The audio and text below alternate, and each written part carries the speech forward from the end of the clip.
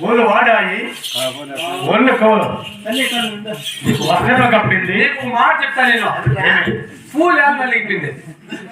నలుగుడే కాదురా మూర్ఖుడా, వాడిన పూలు వికసించి రేగుతాయిరా. ఏం తెలిసింది లేప్ప అన్న ఇంటికి పేడ బట్టి గ్రహణం వచ్చింది. ఇది ఒక పేద కళ. మనకు దరిద్రం వేయడానికి ఊరికి వస్తున్న తాటాకుల గుడిసికి పంపించారు. మరి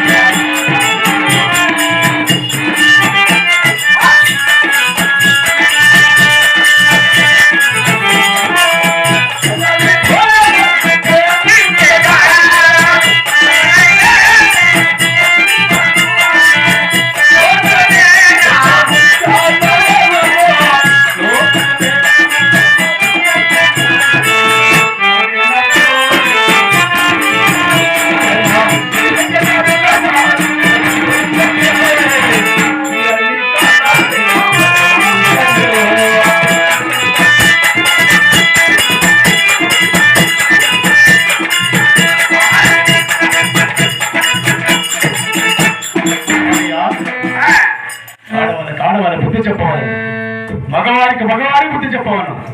ఇది నగరు ఏమాత్రమైన చెల్లెల కుమార్తెని హింసలు పెట్టి చంపాలని అని ఆలోచిస్తే ప్రజల హీనతగా నన్ను ఆలోచిస్తున్నారు.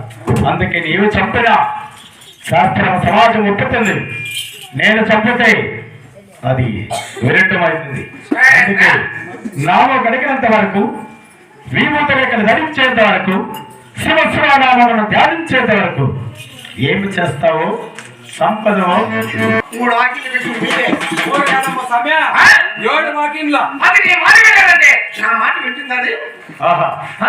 ఎందుకు ఇట్టుంది? అది నేను ఈ ముస్లిం ముప్పులు నా దగ్గర దెబ్బలు తినాలన్నా నన్ను పంపుతున్నావా? ముస్లిం ముప్పులు ఒక్క పాదవత వేసి గగనంలో దొక్కిన తోతారేడు దొక్కు మనిషి అగపడకుండా కలపడకుండా చేసిన నీకు అభయం ఇస్తున్నా. నువ్వు చెప్పిన పని కానీ జరిగితే దేవునికి టంకాయలు కొడతా.